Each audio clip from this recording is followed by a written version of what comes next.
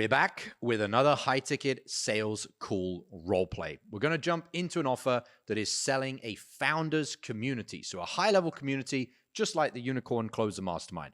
You're going to see the things that are missing in your sales calls, no matter what you're selling across any different industry. These things are universal. It's about becoming more as a person, learning how to understand human beings, and having a way of selling that is scriptless and therefore authentic. Harry is going to play the prospect. Bart is going to play the closer here. And so without any further ado, let's dive into the role play. So Harry, I know you had a great conversation with Ben as well. Curious to hear, just in your opinion, what's the biggest challenge that you're facing right now as a founder? Yeah, I would say there's a few different challenges.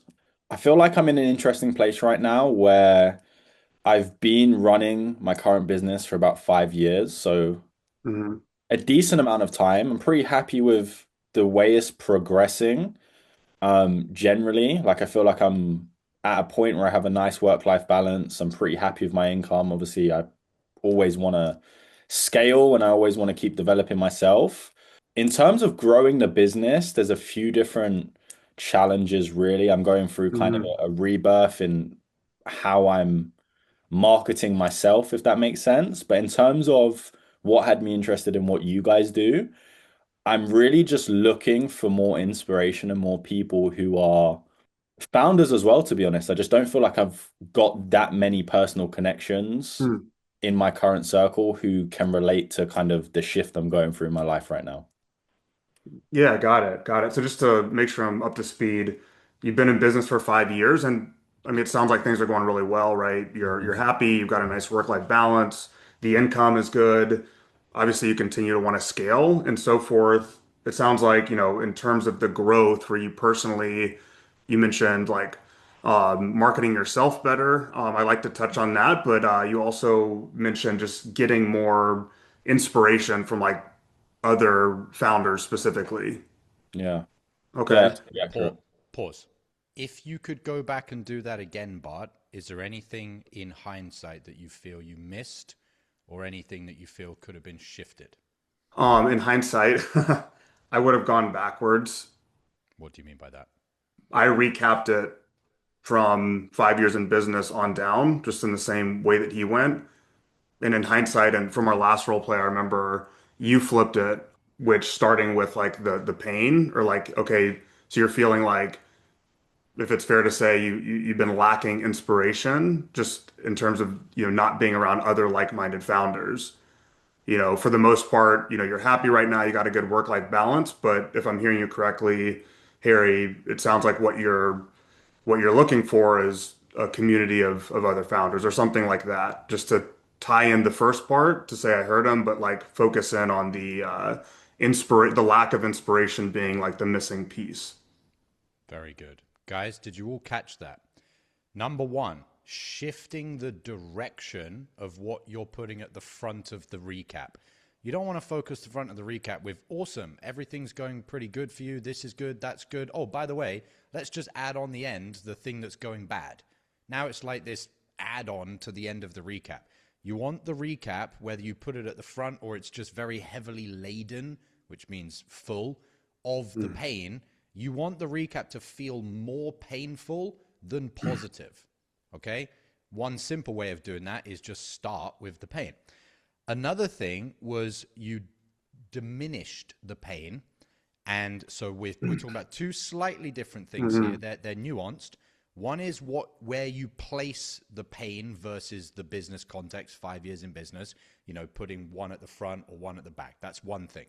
The other thing is you said a bit more inspiration. You would like a bit Mhm. more inspiration. Whereas what we want to say is you are lacking in inspiration. We don't want Mhm. to say you've got it and you want a bit more. We want to say got it. So as far as in the inspiration department with founders that are like-minded to you, sounds like right now that's lacking for you. Is that accurate? Yes. I'm saying that you have a gap, something's missing, not that you'd like a little bit more. Okay, so two slightly different things. The other thing I think you missed, I could be wrong here, I don't think you focused on personal connections. I think you focused on the inspiration, but I don't think you mentioned personal connections again. Mm. And he did say those two things. Okay, so three things for the recap: placement, front and back, minimizing versus really bolstering up the fact that he's missing something, and then making sure, the third thing, that you get everything that's a pain point. Okay. A little bonus one, guys, is, Harry saying, oh, 5 years in business, this, that, and the other. I'm going through a revamp, or whatever the word was he used. Do you really need to mention any of that in the recap? Not necessarily. You could just say, okay, got it. She's been in business 5 years. But as far as the inspiration and the personal connection side of your business network right now, sounds like you're lacking in that right now. Is that accurate? Mm-hmm. Yes. So it's going to be like 0.1 of a second that I'm mentioning the filler information, really just to let him know I heard you. But the whole recap is focused on why we're on the call. Does that make sense, everyone? Okay. All right. Let's keep going from there, Bot. Yeah, so Harry, it sounds like, what's lacking is just inspiration and being around Don't say, quality. don't say just. So Oh it yeah. sounds like what you're Thank you. lacking is just some inspiration. Cool. No, Do you want to no. give me 25 grand for just a little pinch of inspiration? No. Because also what you're doing, aside from you actually not truly listening, because you added that word in Hmm. there, what you're actually making Harry feel subconsciously, because Harry, bear in mind, knows the ramifications of his lack of inspiration, and you're making it seem like there is none. Like, oh, Mm. just a bit of a Just lack of it. inspiration. What if the fact that Harry, as a business owner, as a seasoned business owner, what if the fact that his lack of inspiration and personal connections has cost him $5 million in the last 12 months, because the lack of founder inspiration, the lack of personal connections, he's just been coasting. Whereas if he'd have actually had some inspiration, had some connections, he could have done a couple deals. He could have grown one of his businesses. He could have made some new Mm. connections, and bang, that could have been worth $5 million for him. So to say, oh, just some inspiration, it's actually disrespectful to the prospect. Does that make sense? Yeah, thank you for that call out. You're welcome. All right, keep going from there. All right, so Harry, it sounds like you've been lacking inspiration and personal connections with other founders that you feel like are at your level. Would that be fair to say? Yeah, very fair to say. Okay, and you said you've been in business for 5 years. I mean, I'd be curious, like when did you start to feel that come up for you? Yeah. So it's You probably you something I've been, pause. You could do that, but you're gonna take the long road to get to where you want to get to. As Okay. aside yeah, aside from when did this come up, what's a better place to start? Any idea, Bot? I was wondering that in real time. I mean, just asking what he means by a lack of inspiration. Yes, but there's a better way to phrase that question to get Hmm. the current situation. How could you phrase that? What exactly has been causing you to feel that you've had a lack of inspiration? Better, I would just simply say, okay, so given that you mentioned you're lacking inspiration, you're lacking the personal connections you're really looking for, recap, what have Hmm. you got right now in terms of inspiration from people around you at a similar level to you, or the personal connections that you're looking for? Oh, right now I don't have any of that. What do you mean Hmm. you don't have any of that? Well, I don't have a single person in my network that's a founder at my level, right? So I can very quickly dig out the pain Hmm. by just heading towards the current Right. situation relative to a lack of inspiration and a lack of personal connections on the level that he's looking for. So I would just go there. It's the most direct Perfect. route to get there. That's Okay, keep going from there.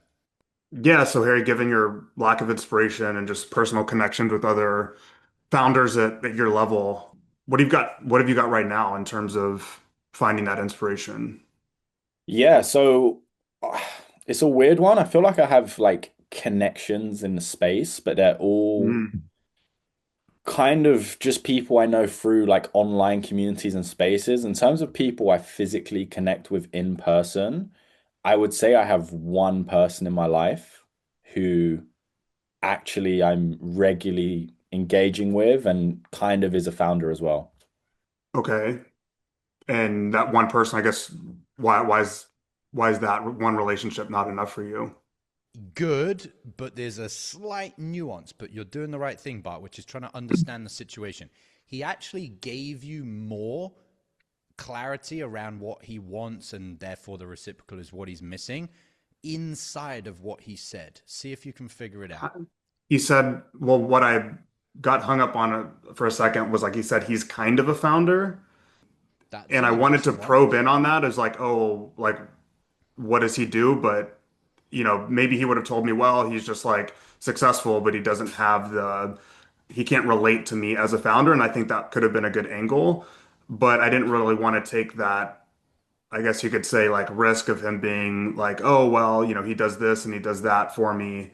And kind of try to say like, no, this is why this guy is great. And that's why I wanted to ask, well, why is that guy like not cutting it for you? And then maybe he would have told me that, well, he's just not a founder and like I can't relate to him on like the real, founder level shit. So Faith's on the right track here, although this is actually not the one I was referring to, but it's a good example. And Faith put in the chat here, so you were attached to the answer, which is perfectly accurate, meaning let's say you asked him, okay, you said this guy's kind of a founder. I mean, it doesn't sound like you're that enamored by his relativity to where you're at. Is that accurate? Well, no, he's a founder. Okay, cool. Well, if he's a founder and you've got him already as a connection, why not just lean more on that connection? Oh, no, I Mm. can't do that. So you would have got to where you wanted anyway. You could have just basically unsold. Why not just lean more on that connection? However, Mm. there was an even more obvious direct route to the next question than the one we just picked up there. Anyone got it? When I say this to you guys, hopefully, you're all going to be like, oh, yeah, that's so fucking obvious. Well done, Harry. Although you're playing the prospects, so maybe that's cheating. Yeah, you'll go where. So what Harry Mm. said, which It's a was great one. so fucking obvious, was, well, I've got these other people, but they're online, but I've only got one person in person. So then the obvious question is, and it doesn't matter how you question it, how you phrase it, I would actually just say it as a statement. We need to ask about the online versus the in-person. Mm. That's your next obvious piece of data. Okay, so it sounds like, Harry, you're really looking for more in-person connections. Is that accurate? Yes. Why? And that's it. Mm. The most obvious thing, and Harry gave it to you on a silver platter, was, well, I've got a bunch of online connections, but no. And it's like, that's not how he phrased it, but it's like, That's why but no? Like, why not just have online connections? it's so relevant to these calls too, because this is always the stuff that comes up. So Yep. it's great to get to it this early. So thank you. You're welcome. So go from Yeah. there, bud. Ask it however you want. It doesn't matter how you phrase it. It's what do you need to focus on that matters in the Hmm. discovery, not how do you ask it. That shit really is like Right. 1% of your success on a Hmm. sales call. Yeah. 99% is you asked about the wrong fucking thing, or you asked about something that was not an 80-20. For any of you that know the 80-20 principle, it's like, yes, that thing is fine. You can ask about that, but we've got 20 to 30 minutes, guys. Like, every question has to be from the response of the prospect. What's the 80-20? They then respond again. What's the 80-20? Okay, I'll ask about that. What's the Mm. 80-20? Okay, I'll ask about that. Every time they respond, you got to look for like, that's the big needle mover in what they say. I'm going to ask about that and go from there. And it's like you're taking it from like the big opening question, what's the 80-20 in there? That's this little bit here. Then from that, you've now got the next large space from their response. It's like, what's the 80-20 in that? And you're literally like a funnel filtering down from a big, could be anything, to this very minute specific thing at the end of the call, which is where all the dots connect. Got it, Harry. So you're a founder. It's been 5 years that you've been in business, but right now you're in blank, blank, blank situation. You specifically need in-person contacts for XYZ reason. You don't have them, and that's costing you A, B, C, D, E. And it just becomes this very narrow, obvious conclusion to the conversation. Does that make sense? Okay. Let's Yeah. go. Yeah. All right. Go from there, Yeah. Bart. Love the enthusiasm. Keep it up. Cool, Harry. Well, sounds like you have some connections and relationships, at least online. And you have this one person that's kind of a founder, you said, that you have like a physical, in-person connection with. I mean, to me, it sounds like that's more valuable to you? Would that be accurate to say? That in-person connection? One addition to the question, find how you asked it. What do you need to add on to the end of the question? Just to be very accurate. You said, sounds like that's more valuable to you. What do you need to add on the end? Right now. Why? Why right now? Why should I add that on to the end of the question? Yes. Um, because we're in his current situation. Bang. And that, On a yeah. sales call, we're talking about right now. We don't give a fuck about the past or about the future unless it's relating back to right now. The more on a sales call you can keep the entire focus on right now, right now, right now, that's what builds pressure in the prospect. Okay, so sounds like, and there's also prospects that because you've been slightly inaccurate, and you call them an A-type, by the way, guys, although that's a fucking made up thing. But anyway, because you've been slightly inaccurate and you say, sounds like those in-person connections are more valuable to you, Harry, if he wants to, would go, well, not necessarily. Whereas if you'd have just said, sounds like those in-person connections are more valuable to you right now, he wouldn't say, well, not necessarily. He would say, well, yeah, right now I've got XYZ project and I need in-person people. So just because of your tiny inaccuracy, you're then going to say, oh, my prospect's being difficult. They're not being difficult. They're just checking you that you're not an idiot. Because they're checking if they want to buy from you as much as you're checking if they should buy. And every time you slip up on little details, they're going to test you more because at the end of the call, they're actually genuinely hoping they can whip out their credit card and give you 20 grand. But they're not going to do it willy-nilly. They're going to do it if they feel like everything's been, the T's have been crossed and the I's have been dotted. So they're doing that actually for their own saving face. So help them out. Don't drop the ball on anything. Okay? All right. Keep going, Bart. Cool. All right, let's run it back. Cool. Harry, well, it sounds like you have some, it sounds like you have some online connections with other founders and so forth. And you mentioned there's one person that's kind of a founder that you have a personal, like physical kind of relationship with. It sounds like that's more important for you right now. Why is that? Good question. I would say, previously it wasn't. I would say, like when I first got started in business, I was so focused on just getting off the ground that I didn't really Mhm. care about having those in-person connections. But I think as I've got older and as I've got more experience, more recently, I felt like I can't specifically describe it, but I just feel like I don't have those people in my life. The people I do look at in my life currently, I don't quite feel aligned with. They're like old friends from home, the Mhm. only people I'd really see in person, other than my other founder friend. And it's just led me to feeling a little bit almost alienated. Like I go back and I see my in-person friends, but I just don't even feel like I can connect with them anymore. So you feel alienated. Hmm. Okay. Was there a certain time in the past, like 5 years, that I don't know, something's changed, or you felt that for the first time that, made you feel like these in-person, more physical relationships were starting to become more important for you? You can do what you're doing later, but before we go all the way back through the last 5 years, I would want to know more of a recent scenario. And then Hmm. we could later on go to the turning point moment, which was a Okay. year and a half ago or 2 years ago. But right now, we're not at the point where we can start pushing the call forward to a sale, which is once we get to the turning point. We're still at the Mhm. point where we need to dig the pain out.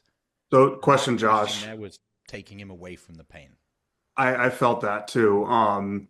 Would you go back to the why not just lean on that one relationship now question? Would that just No, not now.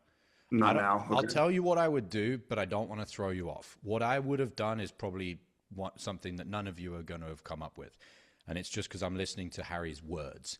So Harry said, back when I was more interested in online people and the network I had before, it was because I was getting off the ground.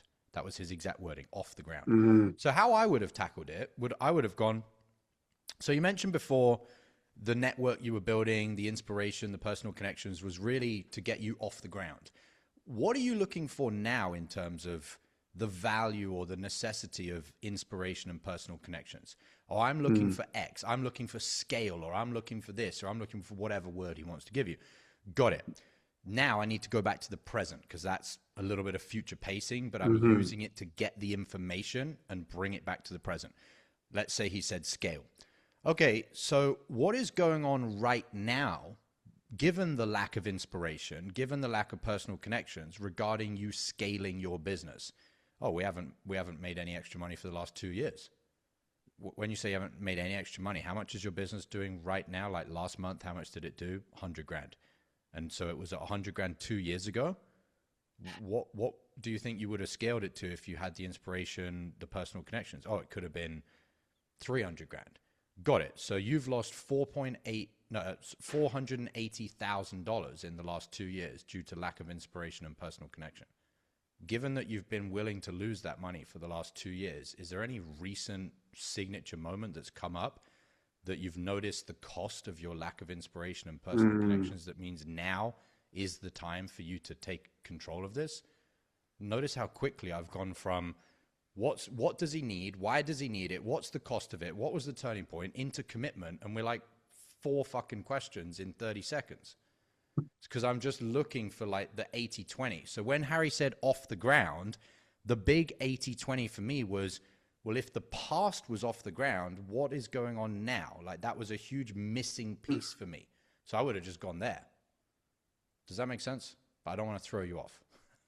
No, I mean it made perfect sense. And I see how too that set you up to then do the okay turning point moments, and it just made more sense to come in at that standpoint too to get a better understanding. But you're moving in a specific order that keeps them where they need to be in the pocket Yep. for solving their problem.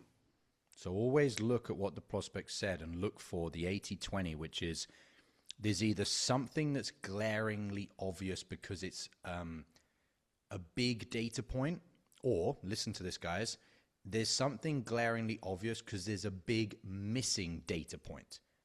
In other words, you've got like this landscape and there's either a giant fucking red bouncy ball and you're like, well, that's probably the 80-20 over there because the rest is just a land of grass. And then there's this giant fucking red ball over there. Or it's this land of grass and there's a giant hole on one side. And you're like, well, why is there a big fucking hole there? I better figure out what's in there. And so it's either that something the prospect said is like, well, it's got to be that because that's obvious. Or you're like, there's a huge piece of missing information here. I'm going to have to ask about that because the missing Mm. piece is the 80 and what I do know is the 20. Yeah. Does that make sense?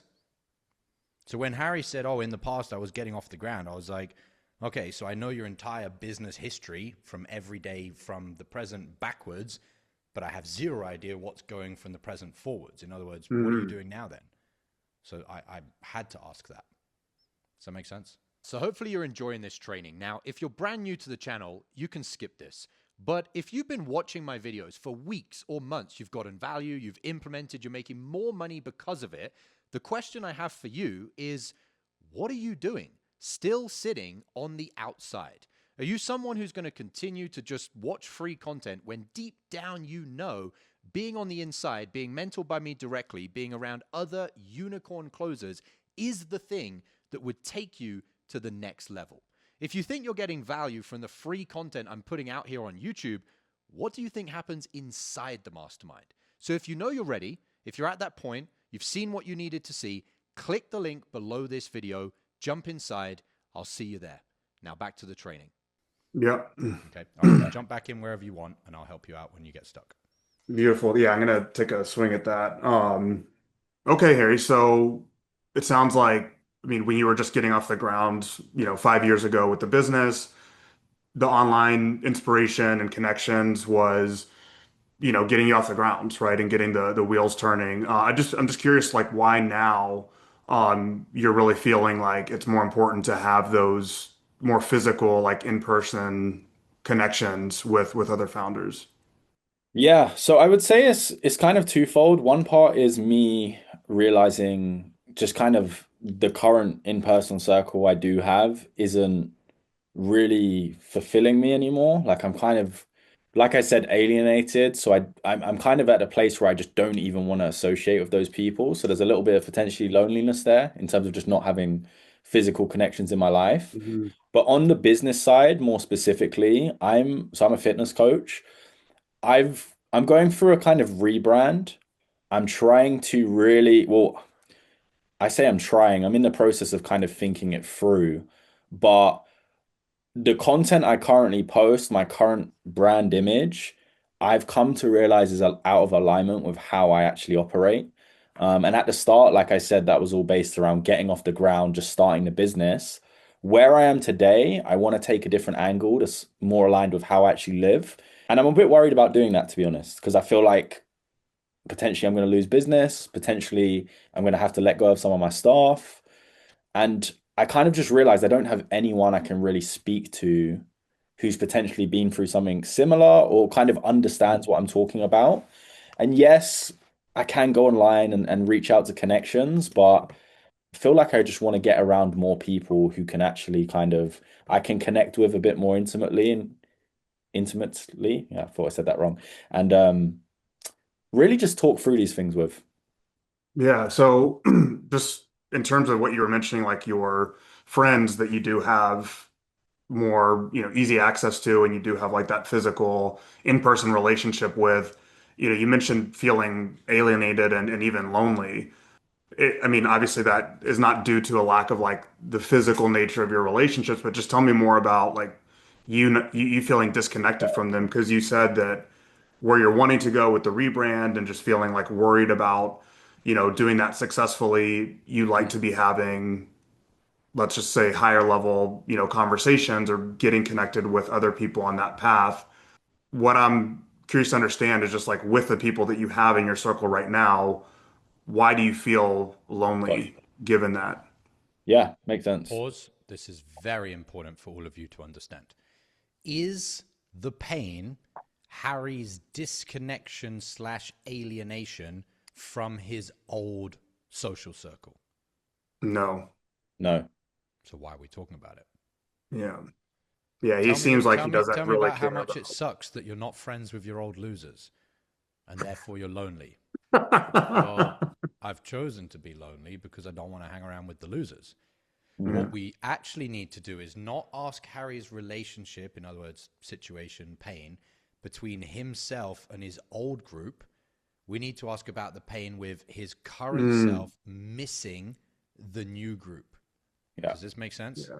This is So so this is good. another Yeah. example of understanding what we're listening for to then know what we're talking about. Same Mm, example again, guys. The questions that you ask really don't matter, but asking questions about the right thing is a deal mm, breaker. If you go down this road and the conversation doesn't make a 180-degree back into what we should be talking about, this would be the moment on a call review. The call's done. Like, you're mm. not going to sell him ever. Yeah. 0% chance. You need to be talking about his pain of the fact that he's lonely because, not because he's lost his old friends, lonely because he doesn't have the founders who have had a similar experience rebranding their businesses to have conversations with in person. What about that is he lonely about? Does he sit there at home ruminating about, should I do this with my rebrand? Should I do that? I'm confused. I'm stuck. I'm fearful. I'm lost. We need Hmm. to talk about that. We don't need to try and pretend for him to Mm. have a conversation about how sad he feels that his old loser friends don't want to hang out with, he doesn't want to hang out with them anymore. That's not why he's upset. Yeah. Yeah. Which, Can I by say the something, way, Josh? yeah, one sec. Yeah, go ahead. A random example of this, guys, just to give you another idea of how you have to talk about the right thing. For a lot of guys and for a lot of girls that go through a breakup, even though on the surface they tell themselves and they might tell their friends or whatever, or the girl or the guy, that why they're heartbroken or why they're sad or why they're upset is because they're not with the person anymore.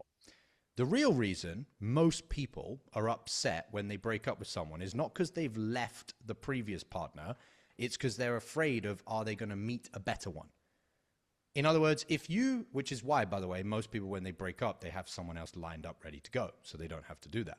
So this is a great example using a different industry, a different category of like, if you were speaking to a guy about how sad he feels about his old girlfriend that he's no longer with, you probably won't get much out of that. But if you actually talk to him about how scared he is that he's never going to meet someone as good as her, he's going to be alone, whatever, and not have future girlfriends, that's what you actually need to be talking about. Does this make sense? Using a different example, different analogy? Okay, cool. Yeah. All right, let's go from there. Oh, sorry, Bart, you had a question. Yeah, no, I was just gonna say, this is so massive for me, these insights, because like I'm seeing in real time now that there are these pain points that almost cause like a knee-jerk response as a closer to, oh, let me dig in here, where Yep. the beauty of scriptless is like I'm saying, is that's not really, it may be a pain point, but it's not really where the pain is.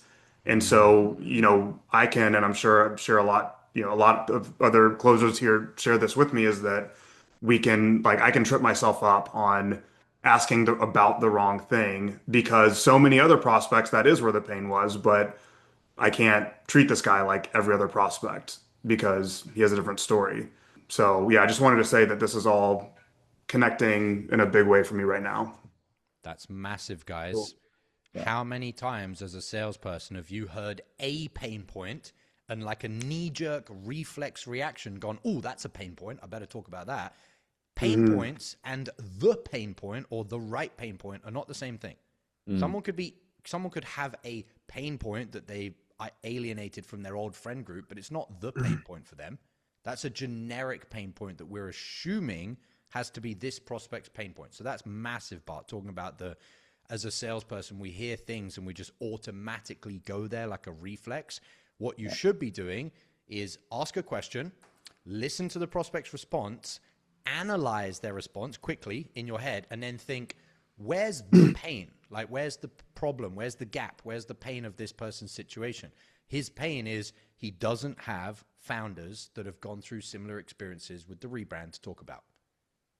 That's his pain. Hmm. So you have to go there. You have to talk about that. Yeah, Okay. yeah, Good stuff, Bart. cool, cool, cool. Taking the feedback very Um, well as well. Keep going. awesome. So Harry, I mean, it sounds like, the old friends and stuff, you felt disconnected from them for a bit. Now you're moving into this new stage of your business, you're going through a rebrand. It's stuff you've never done before. It's got you a little worried. So if I'm, understanding you correctly, just not having like those founder connections in person with real relationships, you're missing those conversations that could really guide you to be successful in this rebrand and getting to where you want to go. Am I understanding you correct on that? Yeah, I would say you're 100% right. That is a big part of it. And another part of it is like building an online business, you just don't have much in-person connection at all, it feels like. Like at the start, honestly, I didn't care about. I just wanted to, like I said, get to where I am now.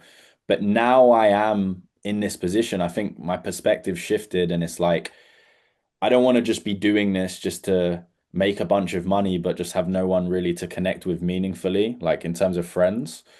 So 100% it's about pushing the business and me forward personally, but it's also just about like kind of filling that hole of just not having people in my life right now who I feel like I can connect with in that way. Does that make sense? Yeah, no, that makes perfect sense, Harry. I'm curious to know just right now, like Yeah. how many times a week or a month are you having in-person connections with other founders that leave you like feeling like you got your cup filled? Yeah, not much at all. Like I said, I have one friend who's a founder. Maybe we'll connect every few months. We're both traveling a lot. So, I mean, right now, other than my family, my girlfriend, I don't really have anyone in my life who I'm seeing regularly. And I guess that's kind of what's brought this to attention as well. Hmm. So, but besides this one kind of founder person that you mentioned before, you Yeah. guys meet once a month or maybe once every other month. Mm. Who else besides that? You said like not much, but like just Oh, how literally much no one. specifically? Literally no one. Yeah, no one. I mean, I have my team, so I have a few like closers on my team, and I have a few coaches who I like. We might do a retreat, and I might meet up with them. Hmm. But the relationship is different, right? They're employed by me and we do have a friendship, but it's not quite the same as having like a group of people Mm, who like I can meet up with and socialize and recharge in that sense. yeah. Yeah. And when it comes to like this rebrand, because it sounds like that's, really important to you right now, Hmm. what specific kinds of conversations are you wanting to be having with like other founders that have been there, done that? Yes, very good. But what do you need to change about the question? Mm, Well done, Ibrahim. Instead um, of what conversations would you like to be having mm, with those founders that you don't right. currently have right now? Got it. So it sounds like in person conversations with founders that are meaningful, that can help you with the rebrand, that you can talk that out is very important to you. What specifically are you missing in terms of those conversations right now? What are you Mm, missing about those conversations? We're talking about the current lack, not the future gain. But great yeah. question. Just flip Perfect, it upside perfect. down. Yeah, so Harry, when it comes to having those conversations and just, developing relationships with other founders that could walk you through how they rebranded, their fitness companies and so on and so forth that have really been there and done that. What kind of conversations do you feel like are missing right now, like that you can't have with your team, that you can't have with some of your coaches, that you could have with other founders? Yeah. Honestly, specifically, I'm not actually sure. Like, I don't in my head feel like, oh, I need to speak to someone specifically about X content, whatever it is. I just feel like I'm leaving a lot on the table by not having more perspectives around me from people who are in a similar position. Okay. When you say leaving a lot on the table, like what do you mean by that specifically? Yeah, like the biggest example is in this whole rebrand process. I've kind of been hesitating, dithering, not really. I've been conflicted on how to act, and I can sit here and figure it all out alone. I'm not concerned about that. I'm not necessarily even looking for someone to give me the answers on what to do. I just think, like, for example, if I was to go to one of my current friends about this, they wouldn't relate at all. So it's a useless conversation. But I just think if I had someone in my life who does hold themselves to a higher standard generally, they Hmm. probably would have asked the right question or given me some perspective that would have helped me make these decisions quicker and therefore move myself and the business forward. Okay. Okay. So you not having another founder or other founders that can really like relate to what you're going through, Hmm. um, is the missing link here. I mean, when it comes to like you've been leaving a lot on the table too, you mentioned I'm just connecting the dots here. I guess how's that had an impact on you not being able to relate to really anyone else going through what you're going through? I'm a bit lost. Like, what was the question? Yeah, so I'm just curious, not having that group or other founders who can truly relate to what you're building, and going through that process. You Mhm. mentioned, it's not even really what they might have to say about it, but just having that connection with others that can relate. It sounds like that's kind of the missing piece for you leaving a lot on the table and not getting to where you want to go. Yeah. So I'm just wondering, like, from your perspective, what's been the true impact of you not having people that can relate to what you're building, that you can relate to, and vice Got you. versa? Yeah, that makes sense. I mean, there's a few different things. In terms of one, I would say like there's probably, I mean, there has been a financial impact in the business, right? Like I said, we've been kind of at a standstill because of my lack of decisiveness. But more importantly, like what I feel like I'm leaving on the table is like going through this process of kind of realizing that I'm not as aligned with how I'm portraying myself online as I would like to be. I feel like I'm kind of working in a business that I'm not as passionate about as I used to be. So I've kind of lost in terms of leaving on the table. Mm. The money is part of it, but it's more like waking up every day and kind of thinking, I just don't have that excitement anymore. Like I'm not Mm. building something I'm actually proud of.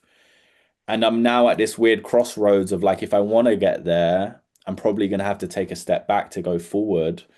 So part of it is not knowing how to navigate that, but the bigger part of it is just like I said, not really feeling like I have the same sense of purpose that I used to. Okay, so you're feeling like you don't have the same sense of purpose that you used to. You're building something that's just not as meaningful. You've wasted time, kind of floundered around a bit. There's Yeah. been a financial impact to that, leaving money on the table. What changed for you recently, Harry, that made you realize like, enough was enough, that you needed to put yourself around a Add, like-minded group of founders? add a question before that. If you're going to go there, what question would make that a lot more powerful? Um, Before we know, what changed, what was the turning point, what do we need to know? It's going to make this question 100 times more powerful. If I do this for you, Bart, if this is my piece of paper, okay, and on the piece of paper, I'm going to do a little circle like that, and that's the turning point. mhm. Given that there's just a dot on the whole piece of paper, what else do you need on the piece of paper to have context? That's the turning point. What else do you need? Another dot, a few more dots. What are the other dots representing? Failures. Imagine if I change it to this. So now I've got a dot and I've got a straight line. What's the straight line representing? His founder journey. Well, timeline. Timeline, yeah. Right, yeah. You can't ask about a turning point moment when the turning point is just in the middle of the ether. Mm, Oh, there Okay. was a turning point. Turning point relative to what? right. It's Okay, so just a dot. how long have you been feeling this way? Exactly. Okay. Yep. Okay. Otherwise, that question just goes over the Yeah. top of their head. Doesn't really do anything. Mm, The other okay. thing I would have done to improve it slightly is you said, you've been lacking purpose, which was the last thing Harry said. That was true. He said that. But I would have stacked it with all of the other power words that he gave you. So you've been lacking passion, excitement, you're not feeling proud, and you don't have purpose. Is that accurate? Bang. Four Boom. words. He gave you all of those. So you may as Yeah. well stack them all together. I wouldn't just finish on the last one. Got it. So you're lacking purpose. No, he was lacking passion, excitement, not feeling proud, and purpose. Now, a Mm, little minute one here, guys. He said, I'm not feeling proud. Why would I not do this? So you've been lacking passion, excitement, pride, and purpose. Why would I not say pride? Well, you're changing my language, right? So it's going to be less Correct. powerful. It's not the exact words that came out your mouth. Even though it's the same word, technically, I'm switching it to past tense. It's just a slight deviation from Harry being able to associate with the word. So even like little things like this matter, guys. If you're trying to be grammatically correct, you would say you're lacking passion, excitement, pride, and purpose. I'm not trying to be grammatically correct. I'm mhm, trying to be correct to the prospect's words, not grammar correction. Does that make sense, mhm. guys? So it's Yeah. important you understand that. All right. It's like if any of you have ever looked at copywriting, when you study copywriting, most sentences in copywriting start with and this. If you Mm, studied anything in English literature, they tell you never start a sentence with and. The things that you do to be persuasive, which copywriting is salesmanship in print, it's just written salesmanship, aren't technically accurate grammar. Okay, so don't focus on grammar, focus on being accurate to the prospect. What's persuasive? What's persuasive is to take their exact word and say it back to them in the exact past, present, future tense, exactly how they said it. Okay, all right, keep going from there, Bot. okay, Harry. So you've been lacking purpose. You haven't been proud of what you're building. You're just not as passionate about it. There's been a lack of excitement, and that's caused you obviously to be leaving a lot on the table. There's a financial element to that. How long have you felt like you've been in this situation? One slight change to that, good. What would I change slightly? You How disassociated long your. has that been going on No, instead you of in said, how long situation? have you felt like you've been in that Oh, situation? so How long yeah, have you been in that situation? Felt yeah, like you're in that situation is still disassociating him from hmm being in the yeah, situation. yeah. And these things add up through the It's call, guys. it's telling the prospect that I don't really think that's real. It's just your own reality, and I'm not really respecting that and the gravity of all of that. Correct. And then you and Harry are on one side of the table, looking over, talking about Harry's feelings. Oh, I feel like this and I feel like that, and my feelings are over here. We're not on the same side of the table talking about Harry's feelings. You're on one side of the table asking Harry about his situation. Does Yeah. that make sense? Hmm. Okay, and I A drew, great I way don't to know if put you're it. on the Yeah. call on Wednesday, but I drew a Hmm. diagram showing the purpose of your questions is to bring the prospect down into the right state. When you Hmm. have little issues with the way you phrase things, the impact is it doesn't pull the prospect down into the right state. It doesn't bring them down into a painful state. They go nowhere near as deep. Okay, so that's why it matters. All right, Bart, keep going. Doing good. Perfect. Okay, Harry. So you felt a lack of purpose, not as much excitement. You said you haven't been proud of what you're building, and that's leaving a lot on the table. There's a financial component to that as well. How long has that been going on for you? I would say probably for about 3, 4 months now. 3, 4 months. Okay. And why after 3 to 4 months? I would get one other timeline, Bart, because Hmm. what you asked is fine, but I want to make sure that what Harry's saying is 100% the truth of the situation. And there's a question that we could ask that's going to make him have to be crystal clear in the timeline. Any idea what that would be? What if you said this? Okay, got it. So for the last 3, 4 months, you've been in that situation where you didn't feel the passion, you didn't feel your excitement, you don't feel proud of what you're doing, you don't feel the purpose. Let me ask you this: when was the first time that you realized you needed to rebrand Harry? He probably won't say 3, 4 months ago. If it was a real prospect, he'll be like, "Oh, that was 12 months ago." Hmm. So now the timeline has gone from 4 months to 12 months ago. Because what am I going to do? At some point, if I can, I'm going to show him the 12 months has cost him financial loss for 12 months, not for 4 months. That is Mm, 3 times as much time. So the number will be a lot bigger. So I would ask that question as well to get another timeline. All right, go from there. that's great. Okay, so Harry, you mentioned that you haven't felt a sense of purpose building your company. There's been less excitement. You haven't been as proud of what you're building. That's had financial impacts. How long has that been going on for you? Yeah, I would say 3, 4 months. 3, 4 months. Okay. Okay. Let me ask you this, Harry. You mentioned this rebrand. How long ago did you first have the idea that you should be rebranding? Be careful. If you say first had the idea, Mm, you can't show someone the financial cost from an initial idea to Yeah. today. hmm. What you Right, can show right. them the cost of accurately is when you knew that you needed to rebrand. Okay. Now, knew you A needed great to point. doesn't mean you did it, doesn't mean you Right. started anything, but it was the decision moment of, I have Hmm. to rebrand. So be very careful. And another Hmm. example of this is So when, good. like, your prospect says, I make between 5 and 10 grand a month. And for the closer, it would be beneficial to tell the prospect they make the least amount. So you say, got it. So for the last 12 months, you've made 5 grand a month. No, I said 5 to 10 grand a month, and you're picking the smaller number to try and box me in a corner. Prospects don't Hmm. like that, and you No. shouldn't ethically do that anyway. So it's better to just say, when was the time when you knew a rebrand was necessary? Oh, that was Mm. 8 months ago, 10 months ago, 12 months. Knew it was necessary, knew it was what you needed to do, however you phrase it, but I wouldn't say the idea because then you're Okay. That's a pulling the great, timeline great too call early. out. Okay? Don't Awesome. go back and do it again. Go Okay. from where we're at. So Okay.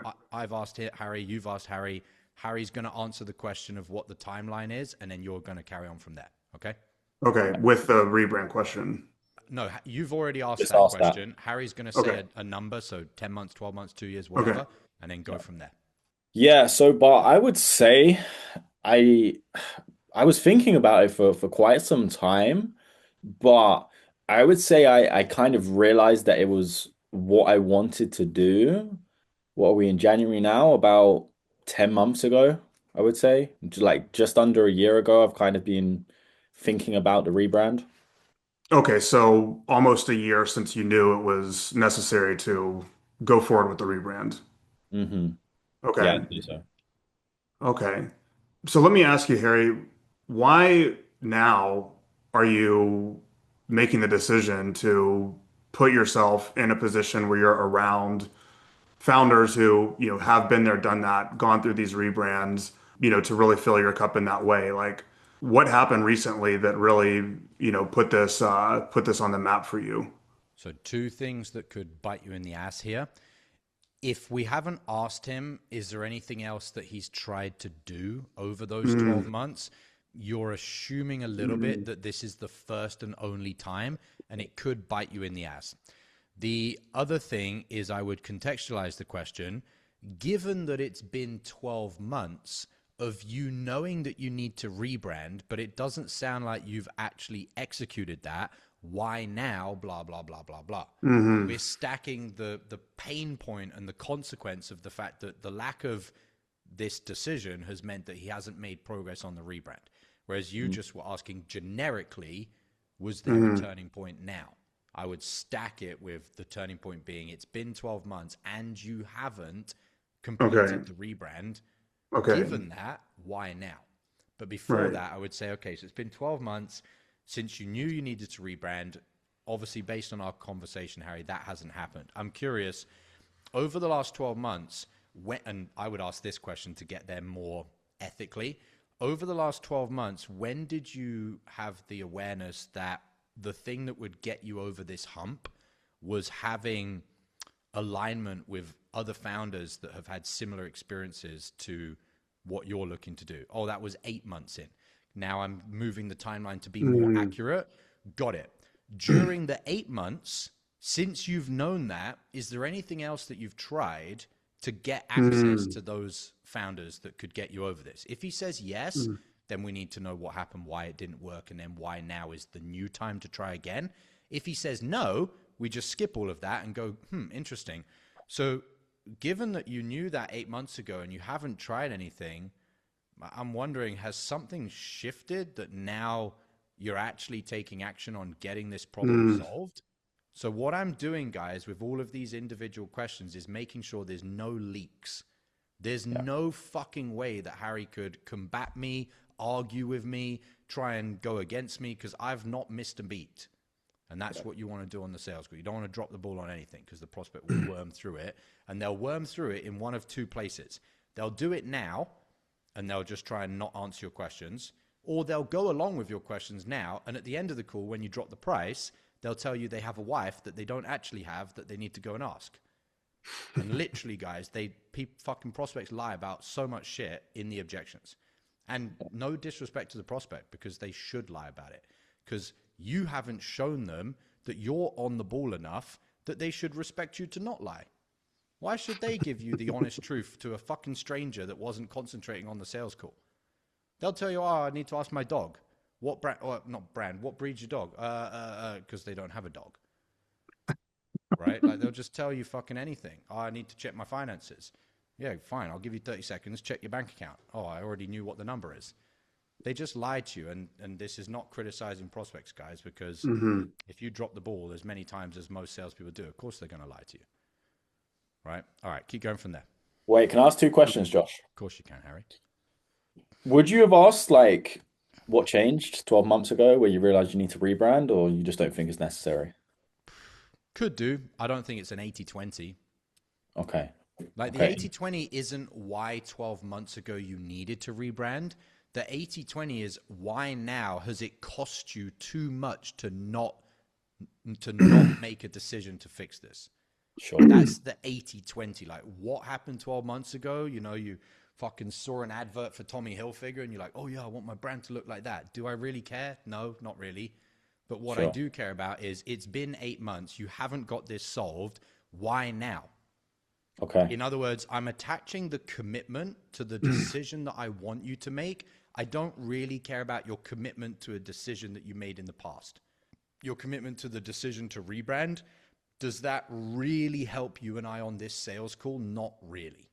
Got it. Makes sense. Great question. The other thing I was going to say, in the question you asked, it was basically around, like, you kind of assumed that I believed getting around founders would be the thing to solve the problem, right?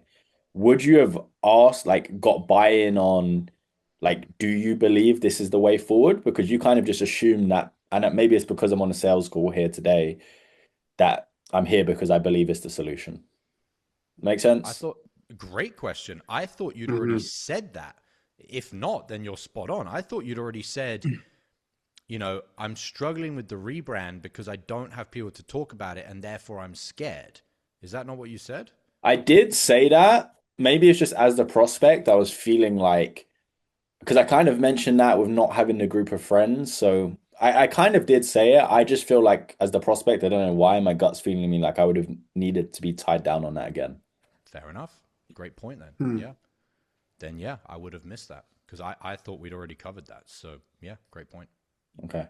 Could have dropped the ball Can I there. just recap what we just went through, just for Yes, my you own can. sake? Go for it. Yeah. So there was the opportunity to get the timeline, right? So instead of going back to when did something shift for you to make you realize that this is what you need, Josh, you went back to 12 months for the rebrand to extend that out. And when did you know that that's what was necessary for you to do? Now we've got a longer timeline. Since then, when was the point that you realized having a group of founders could help, get you through this process? And then it's like, okay, now we're 8 months in. So Yeah. now we have that timeline. And then at that point, we need to understand what have you done since realizing you needed a high level group of founders? What have you tried, right? And then if it's something else, now we need to figure out, okay, what was it? Why didn't that work? Why are you trying again? And if it hasn't been anything, then we need to ask, well, why now are you deciding to do something about it? Correct.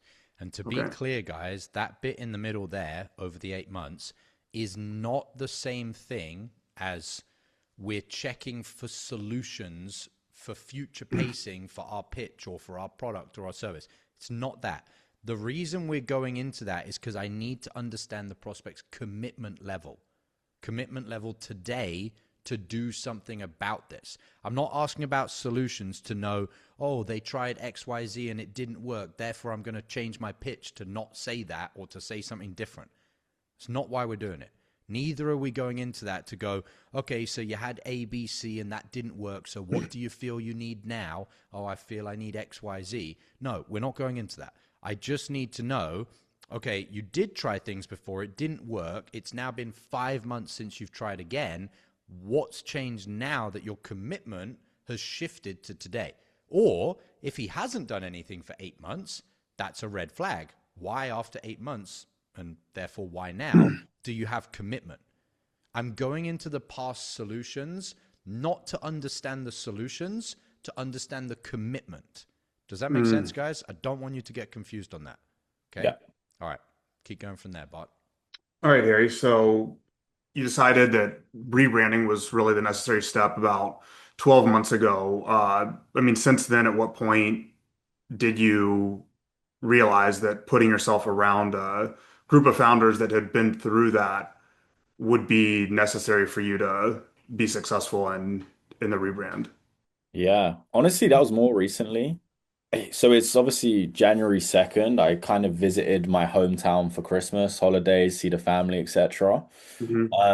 And one of my old group of friends actually kind of called me and said that there's a big group of people getting together. Like it'd be good if I could come. And I thought, you know what?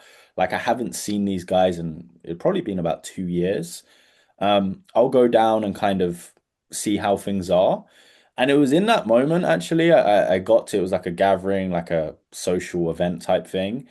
I got through all the introductions and the formalities, and I kind of sat down and just realized, like, fuck, am I still just doing this? Like, am I still just? I think the time away kind of made me realize, sorry, made me forget why I stopped associating myself with these people, and then I thought, you Hmm. know what? I'll give it another go. Got there, and I kind of just had a moment where everyone was kind of drinking and standing around and socializing, and I was kind of just sitting there on one of the tables thinking like this isn't where I want to be. And I think that's where I kind of connected the dots that I think the biggest lack in my life right now is just not being around more people who are going to drive and push me on and be at a higher standard. Does that make sense? That makes total sense. When did you say that moment took place? That was actually on Christmas Eve. So Okay. 25th December, yeah. Okay. And so after that moment, at what point did you commit to decide that, you were going to look for a higher level group. So it's something I've kind of been aware of. Like I think about 6 months ago, I did look at joining like an online mastermind, but there wasn't that much like in-person connection and meetups, so I kind of Mhm. just decided against it. So I think on Chris, so I had that kind of epiphany moment on Christmas Eve, and then from there, I remember coming home, and I think it was the day after Christmas, I kind of let it all sink in. I was journaling to myself, and I realized like I need to try and find a group of people who I can relate to. And that's ever since then, I've been kind of jumping on calls like this. Okay. Okay. And so have you given yourself a deadline for joining a community to start building some of these Nope. relationships? Nope. Before the deadline, there was a missing piece of information in what Harry said that will help you tie him down. Did you catch what it was? I was getting a little, not hung up, but like it kind of went back in time further. And I was wondering if, okay, Christmas Eve was the turning point, but this has been something he's been thinking about for longer. And then he tried another mastermind, and You're then it was like Christmas Eve was the turning point, but I probably you're missed it. overthinking in the weeds. Okay. Harry, Okay. you mentioned that the other masterminds that you looked into didn't have enough in person. Yeah. What Mm, is enough for you right now? mm, Am I continuing? Yep. Yeah.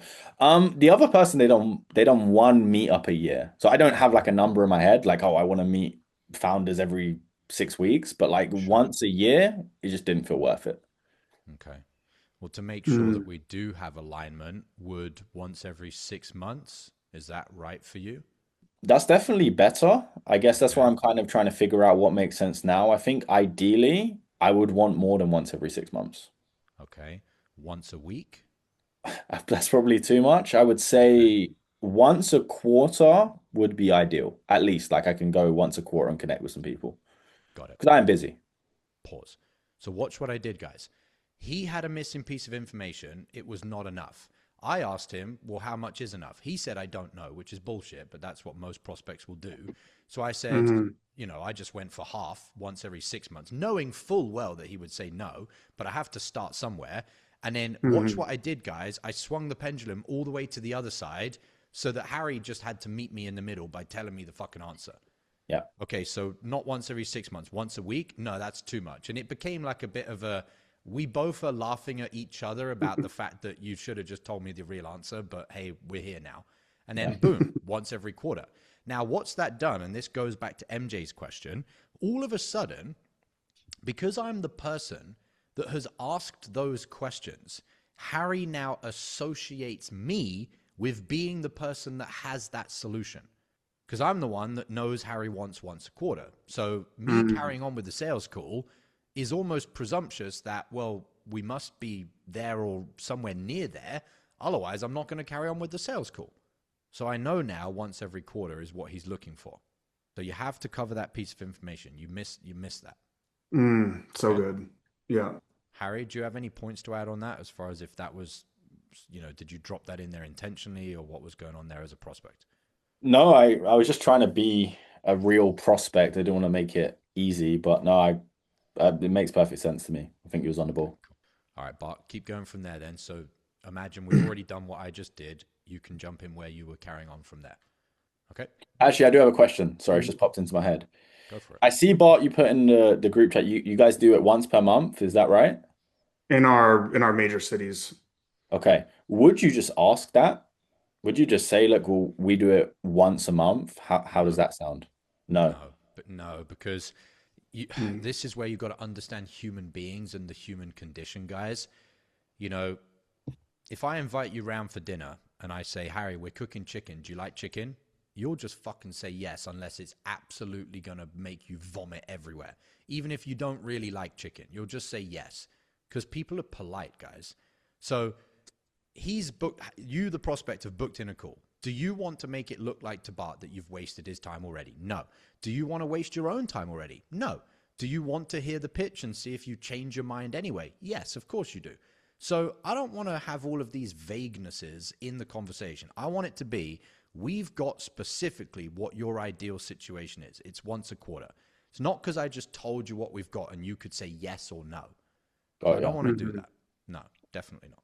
So you're just grounding like the convers. You know, you've spoken in the past about the climbing hooks. Like as we go through the conversation, you're grounding it in what the prospect wants, not trying to drag it and ground it over to like this is what we have. Do we kind of fit Yep. in? That makes sense. 100%. And one of the key things to remember, guys, in sales, you are asking questions, never telling information. Got you. As like a universal law, don't give information. Like, so even asking the question of, well, we do it once a quarter, is that all right? Oh, sorry, once a month, is that all right? You're still giving information. The person that gives information is the one that's lost control and lost leadership. Yeah. So don't It's do a little that. bit approval seeking as well, like selling. Exactly. That's exactly why. You're like, oh, you're feeling needy and in scarcity to be like, oh shit, am I on a call with an unqualified prospect? Oh, I don't want to waste my time. Let me just double check if this is a fit. Whereas if you were in pure abundance, you wouldn't care either way. You're just like, cool, what are you looking for? And you're just holding your cards close to your chest because you're in abundance. It's literally like in poker, guys. You're just bluffing that you've got a full house in your hand, even if you don't, because you win by playing with abundance, not scarcity. And even if I do, because literally we have a quarterly big summit and then we have monthly, in-person meetups, which sound like for Harry it would be, music to his ears. But even though I would still keep that for later because then it's just going to be like, oh shit, he didn't even say that. Like this is exactly what I'm looking for. Exactly. Yeah. Remember So it like this, guys. You, as the closer, are the one deciding, not the prospect deciding. If I say we do it once a month, is that all right? Or how does that fit? Whatever. Now I'm giving the power of decision to the prospect. It's me that decides. Therefore, I need mhm. to ask you the questions and see if you fit into what I believe or what I'm looking for as out of a prospect. All right. Keep going from there, guys. You're doing very Yeah. good. Keep going. Okay, Harry. So, that one mastermind you checked out, they didn't meet up frequently So enough, but sorry to interrupt, guys. yeah. Martin had a great question. So if they say something out of alignment, let's role play that, Harry. Great question, Martin. So Yeah. you're going to say, we've gone into, How many meetups? one week, and you've said no, that's too much, and I've said, okay, what are you looking for then? Or you I think just carried on, and you've said, in fact, let's do this. Let's say you said one a week. Okay. Yeah. Yeah. So you've Cool. said one a week. Okay, cool. Any particular reason that you pick that frequency? Yeah.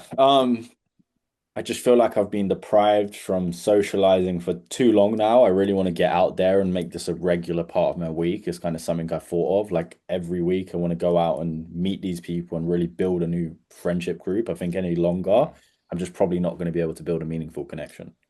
Makes sense. And you said to build the connection. Is there some kind of separation for you between the building phase and then the maintenance phase? Not quite sure what you mean by that. As in, if you want to meet people once a week to build the connection, but then once you've got those connections, you would actually want to or prefer, or it might be more suitable to meet once a month or once a quarter. Is there any difference in kind of the initial period versus the long term for you? I wouldn't say there's a huge difference in that for me. I just think like I do want to be making this part of my weekly routine in terms of socializing with more aligned people. I feel like any longer, I don't know, it just doesn't quite feel like what I'm looking for. Got it. So from now on, for the indefinite future, you want to have meetups in person with these people that aligned with you with similar experiences every single week. Yeah, potentially not forever, but at least for the next 6 to 12 months. Sure. I mean, we don't know what's around the corner, but the Yeah. indefinite future, meaning that's your plan for now and you don't have any foresight into a change of that plan. Yeah. Got it. So just to make sure we're not misaligned before we potentially go further on this call, the meetups that we do are not weekly.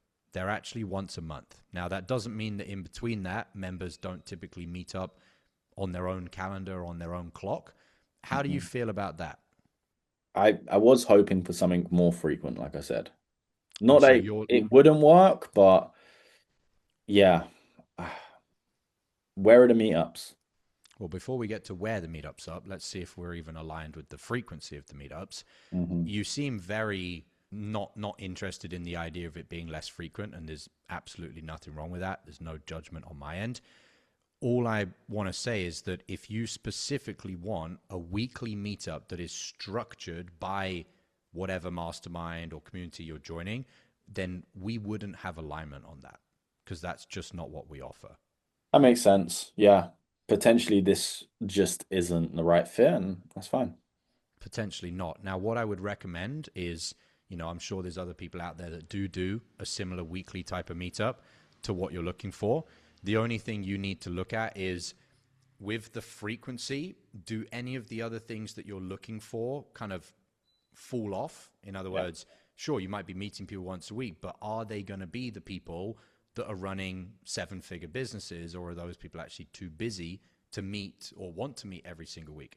So the reason I bring that to your attention is, go away, do your research, have a look. But if you do find that the balance between the frequency, the caliber, the specific mastermind that you want to join, the values of that actually puts us more back into alignment, then definitely happy to revisit this conversation if you get to that point on your own.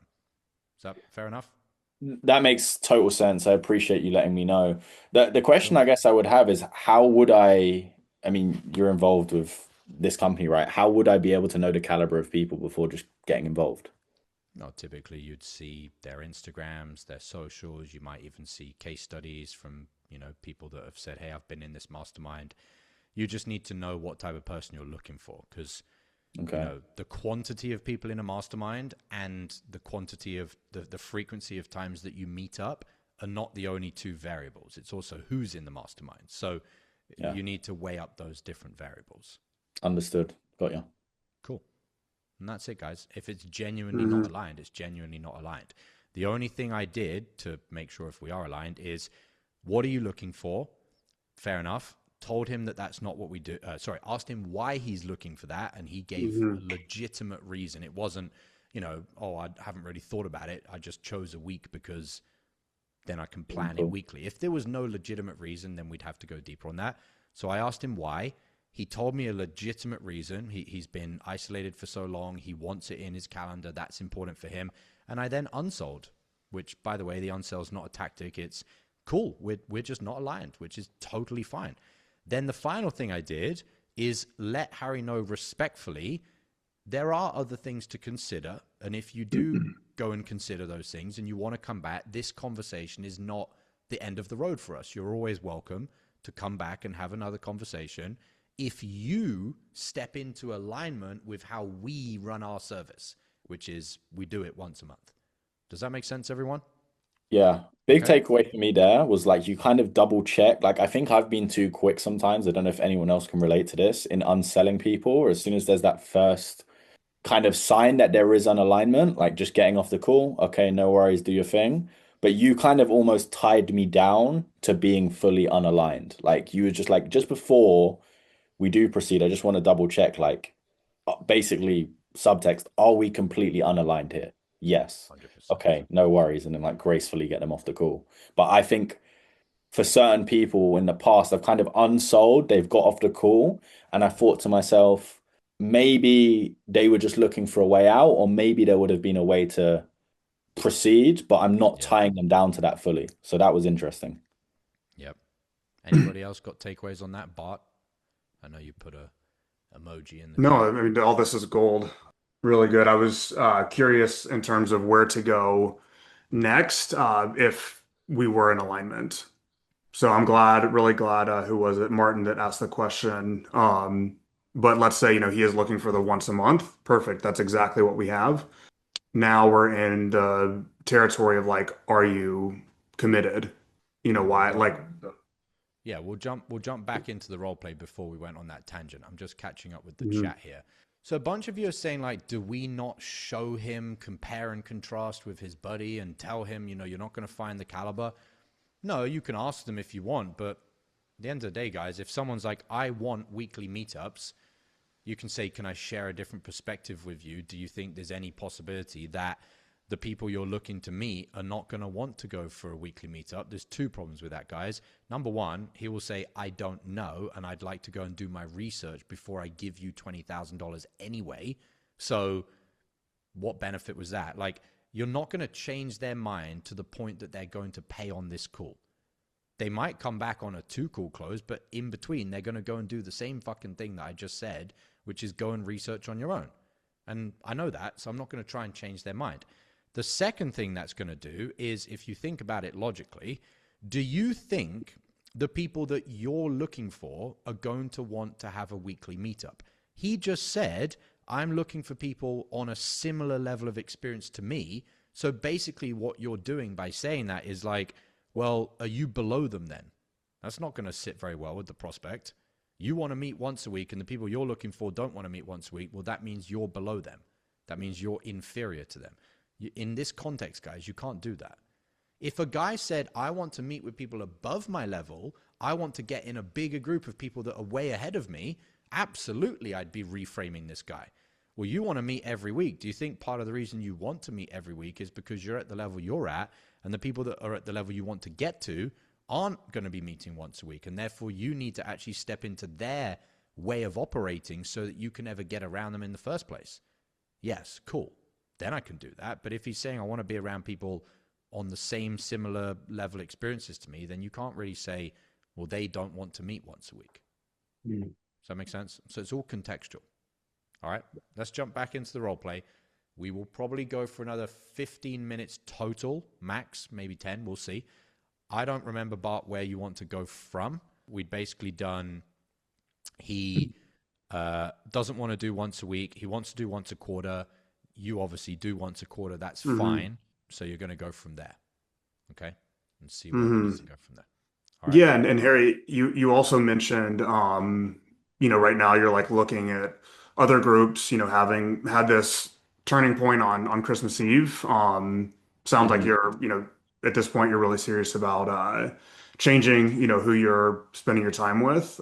I'm curious, just like in terms of your, next steps, Harry, have you given yourself a time frame for actually joining a certain group and finding what you're looking for? Yeah, time frame is as soon as possible, really. Why as soon as possible? Well, I just don't want to wait any longer. It's not gonna land very well. You've got to Yeah. contextualize it. Yeah.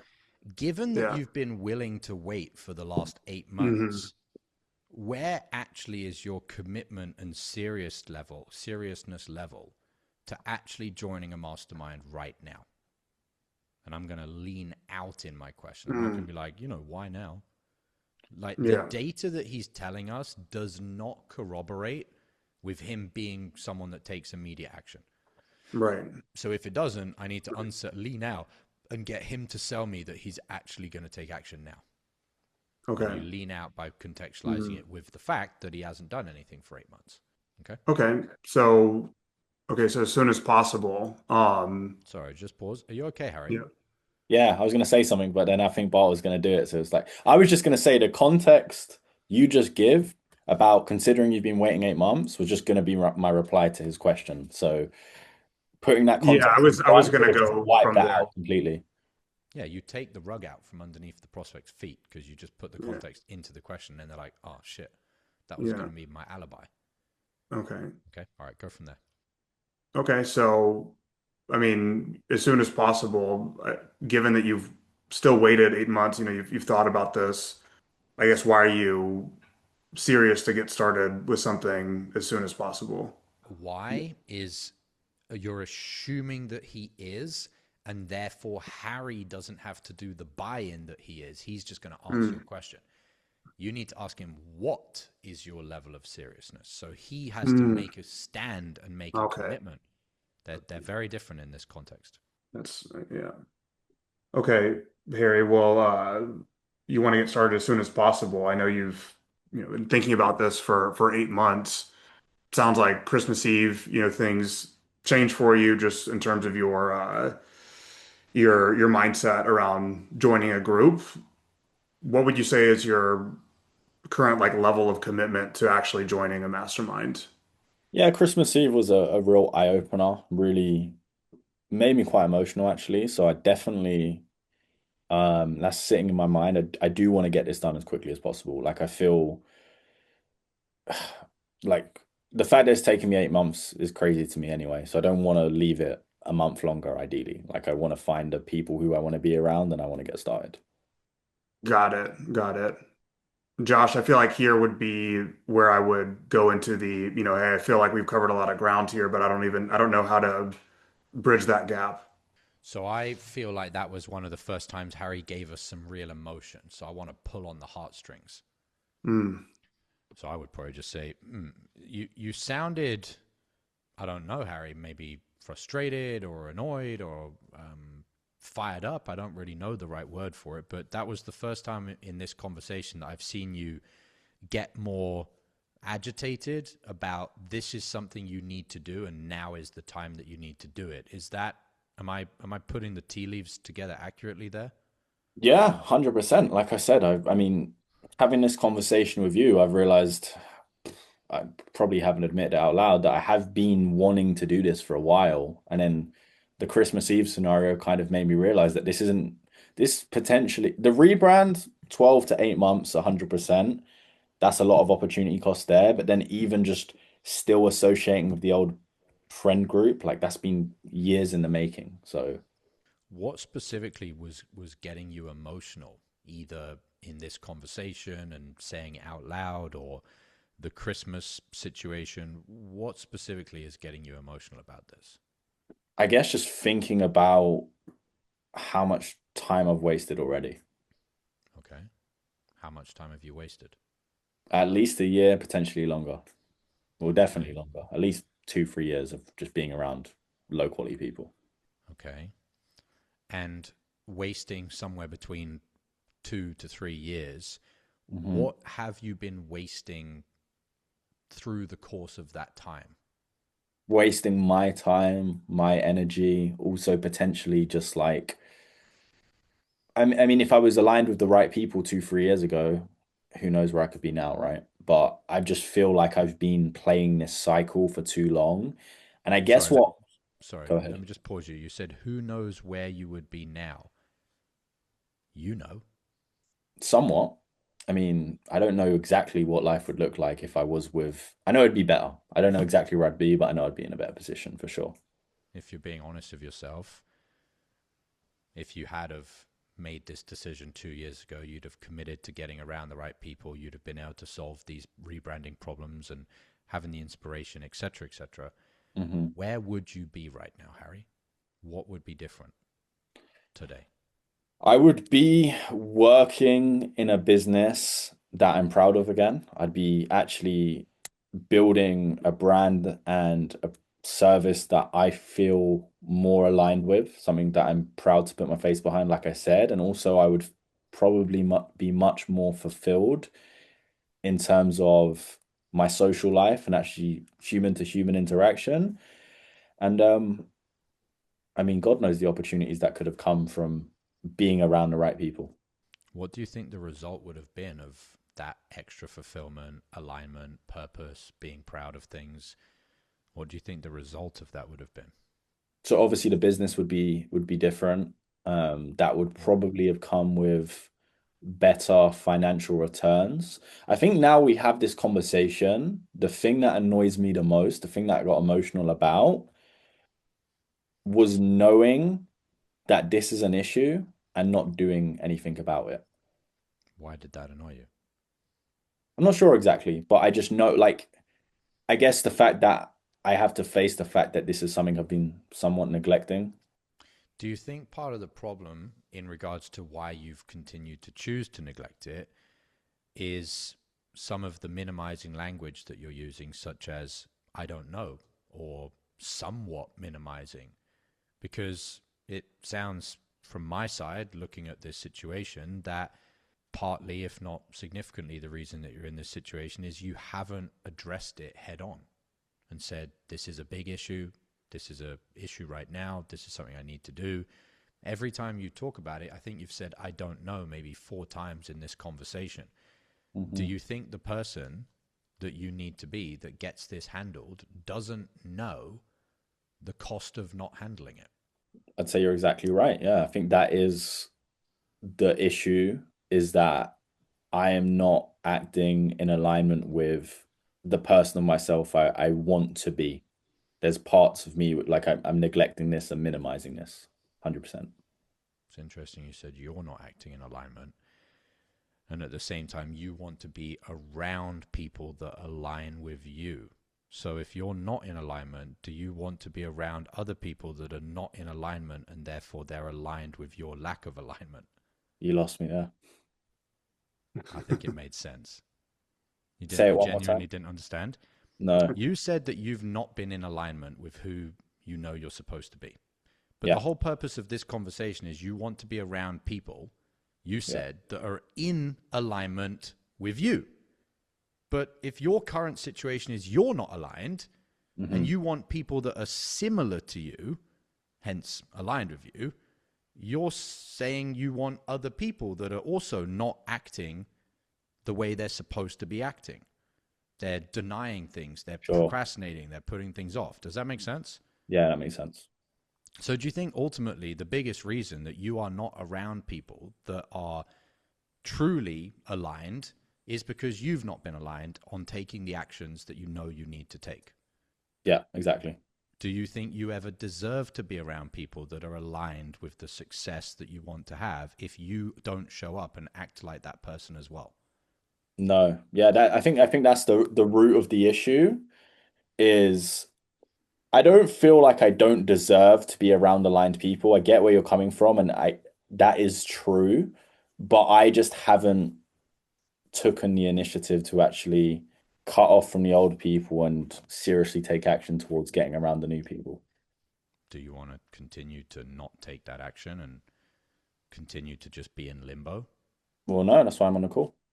So how much longer are you willing to continue to not take the action that you know you need to take and be in this middle of the road place? Not any longer. Cool. Done. Okay. Notice, guys, that sometimes the prospect will voice it, sometimes they won't. But when you both know, like Harry said, oh, yeah, that's the root cause of the problem, then you pretty much got to the bottom of the well. You don't really need to go any further because then you're just kind of hovering around the bottom. The root cause of the problem was we've got all the data on everything, but truth be told, Harry was saying he wants to be around people that are aligned with him, but actually he doesn't, because if they were truly aligned with him, they would be people that were unaligned. He wants to be around people that are aligned with their actions and their words and their business and their rebranding and whatever, which means you have to become that person. And we went on a little miniature hero's journey there for Harry, a little internal mastery workshop. And all of a sudden, he's like, oh, yeah, I get it. He gets it within himself. He understands that I know what I'm doing, and therefore he wants to buy from me. And he's now associating the conversation around inner alignment with the community that's going to be on the back end of taking action. So there's like this three-pronged approach to getting him to be ready to commit. Okay? Does that make sense? Deep fried. There's absolutely no way there. Like that guy can't close, it feels like as well. Like there was Yeah, parts. you are wrapped up in a nice little bow there. Yeah, Yeah. hooked. Yeah. Because we're not wrapping them up, guys, in logic loops, which is what a lot of salespeople try and do. Like it's like, you know, if, yes, no, but, and all these like little logical traps. I'm wrapping you up in spiritual loops. And you can't fucking escape that. You know, like even if you go to bed and you try and sleep, unless you're a narcissist, your conscience will eat you alive until you come back to me, which is why I don't do follow-up, because you'll come back to me. Because I've ethically wrapped you up in being aligned with what you want in life. If you truly want this, you have to be that person. And nobody except a narcissist can argue with that. Because deep inside all of us, we all know the truth will set you free. Whereas what a lot of salespeople do, they try and tie people up in logical traps. So people can just, you know, deny that they're in a logical trap and go to bed. But the thing that always eats away inside of you is your conscience. And your conscience is your alignment or out of alignment with spiritual truth. You can't escape your conscience, guys. It comes with you wherever you go. And so if you sell based on that, then you're... I had a light bulb there. Because like when you asked me that how much longer question, I was kind of like trying to think in my head, like, is there any like little ways out here? Like, is there any like logistics I can ask about the program, or like, can I say, yeah, like I don't want that to go on any longer, but as long as the program aligns XYZ? And the light bulb was that how much longer question isn't like necessarily like how much longer are you willing to logically and logistically put up with this problem that's caused you XYZ and all of these like logical pain points and costs of inaction. It's like how much longer are you willing to continue to not be the person you want to be is basically what you're saying. It's like, well, I don't want to fucking be that anymore. Exactly. You're always asking them, how much longer are you willing to not be the person that you know you need to be to get this thing? Yeah. It's almost like instead of getting the prospect to try and fight against you to give you an objection or to say they're not going to buy or whatever, you're actually getting the prospect to fight against themselves. And they have to beat the lower version of themselves, and then they're going to take action. Now, what that does is it means that you cannot be collateral damage because they're not even fighting you anyway. They're fighting themselves, right? It's like if any of you know the art of war, divide and conquer. If you want to defeat a nation, you get the nation to fight with inside itself. You don't get them to fight against you, because even if you win the war, you're going to have a lot of casualties. You don't want to do that. Just get the prospect to fight against themselves and their higher conscience, and you can't be collateral damage. Okay? Strategy, guys. All right, folks, that is us. Does anybody have any questions or significant takeaways? What's up?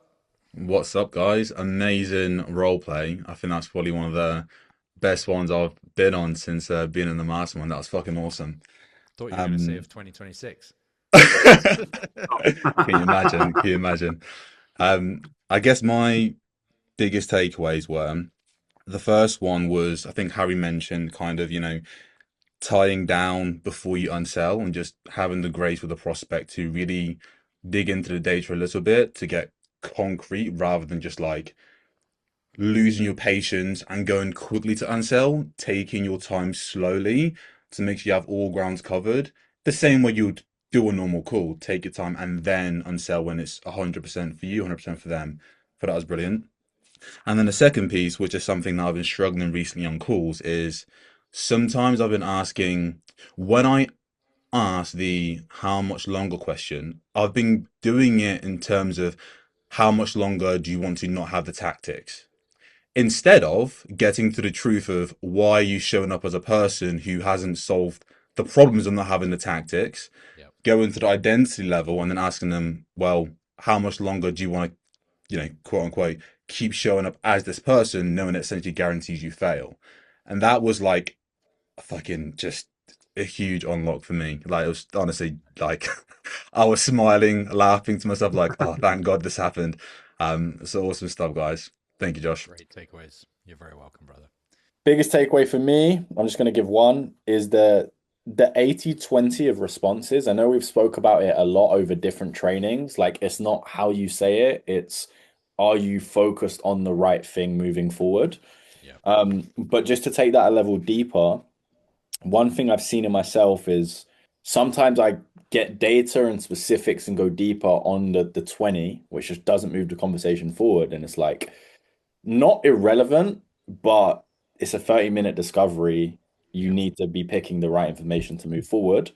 But more importantly as well, it's not only about what is you labeled it like in the grass field, what is the big shiny red ball? It's not specifically like what did they say that you need to dig into. It's sometimes also like what is missing from what they've said that is causing this to not add up without that context. That's huge. Think of it just like a conversation. Someone can lie and they give some massive fucking lie, or someone can have a massive lie by omission. Like they just miss out a piece of information and you're like, you've missed out a fucking huge piece of information. Like that's still a massive lie. Right? So obvious. That makes a lot of sense. All right. But yeah, appreciate it. Thank you, Harry. Okay, nice one, Bart. All right, Chris, what's up? What's up, everybody? Loved it. Two takeaways and then a question. And then you mentioned it's your conscious closing you. And when you closed me, my feedback was it was like my own conscious was closing myself. Mm-hmm. It was wonderful. So, two takeaways. This kind of reminded me of Pulp Fiction, the movie, because there's these non-linear timelines. And so, and then tying down the timelines. So, like stacking it, all right? It's been 8 months, it's been 12 months. I think the big one was, when did you decide that you had to start doing the rebranding? And it's like, psh. And so he basically had a flashback, and then he tied down the flashback in the movie. And then the other one was, take the rug out so they don't have an alibi. And I think the context was, given that you haven't taken any action for 8 months, why is now the time? And then Harry had the feedback was like, oh, that was going to be my response to that. So I noticed that prospects have alibis all the time. And can you talk on that concept of take the rug out so they don't have an alibi? And then what's maybe some common alibis that our prospects have? God, putting me on the spot there, Chris. Yeah. I don't know if I can perform under pressure. What is some common alibis that people have? I mean, frankly, a lot of the alibis that people have are in the discovery. They will try and tell you things like, oh, I've been super busy.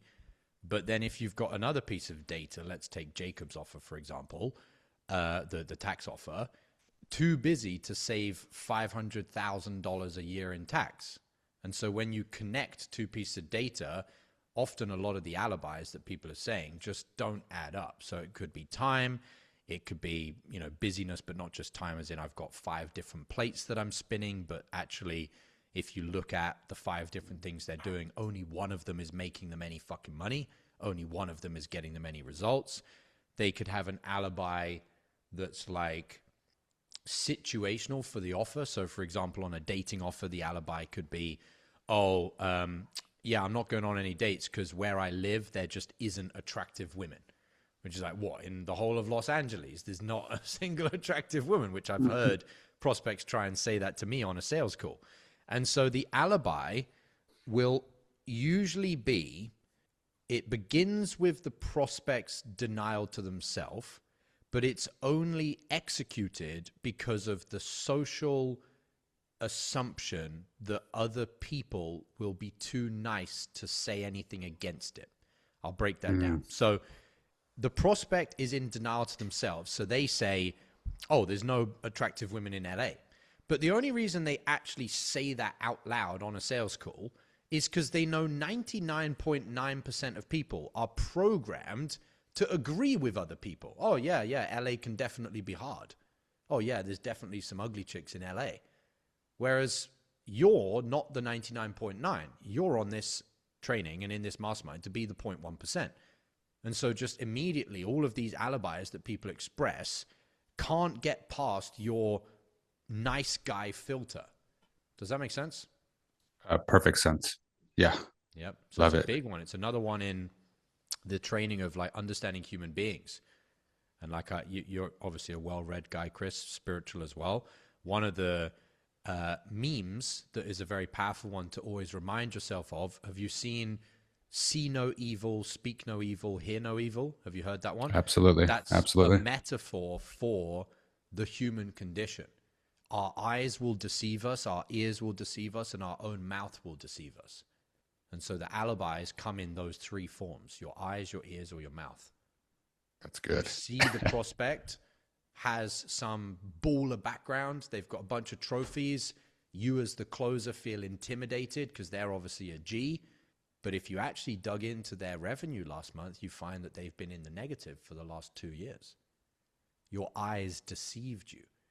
But because most people follow the deception of their eyes, they would just assume this person's a baller because they've got a nice background, they've got a nice office, they're doing well. Your ears, the prospect says, oh, things are fine. Interesting. So if things are fine, any particular reason we're on this call? Don't do that because you assumed that what you heard from the prospect was actually the truth. Okay, when you say things are fine, how much did you make last month? Oh, well, last month was not a very good month.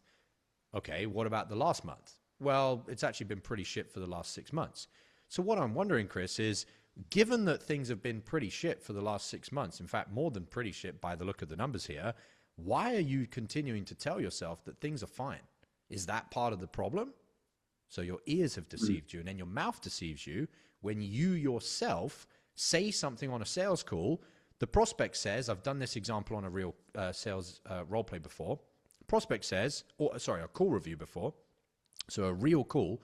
Prospect says, I have no money, because all the data's exposed that. 2 minutes later, the prospect says, we're just about to have a baby. And the closer says, congratulations. No, your mouth is deceiving you. If someone has no money and they're 3 months away from having a baby, why the fuck are you saying congratulations? You should be like, shit, you've got no money, no plan, and you've got a baby on the way. So your mouth deceived you. And so as closers, hence why it's all about self-actualizing, inner work, and becoming the next version of yourself, if we want to put it into a simple meme, you have to overcome the see no evil, speak no evil, and hear no evil, which is the self-deceptions that we trick ourselves into when we're trying to interact with other human beings. Does that make sense? Perfect. I'm very glad I asked the question. That was my best performance, Chris. There you go. Yeah. Thank you. Thank you. Always a pleasure. Best call of the year. Let's go. Best call of This the year. has been absolutely awesome. Truly, I have the day off, and I was thinking about not joining. I was like, you know what? I got the spidey senses. This is going to be a banger ass call. Nice. So Bart, appreciate you role playing that and making all the adjustments along the way. This was super helpful. I had a couple quick takeaways, and then I have 2 quick questions. Biggest takeaway are understanding what the leaks are and how we need to patch those up fully before moving on. And it's not just about leaving room for them to weasel out, but it's by and large what I saw here is it showcases to the prospect, geez, this guy is on the ball. And if he's so on the ball right now, I can't imagine what the program's going to be like, right? It just builds so much trust, so much authority, and it actually gets the prospect to feel like at peace, almost at ease, parting ways with his money, because he's like, well, I know it's going towards somebody who's just on top of their shit. So that was a big takeaway. All right, Bart. Now we come to you. What have you got? Awesome, Any guys. takeaways? This was Any questions? no 100% the best role play call of the year. But for me, yeah, this was just massive, and I have a lot of takeaways that are specific to my offer, but a few things that were just really good reminders for me as well were staying present to the present pain and not getting sidetracked based on what was it? The old friends from, back home and like the current circle.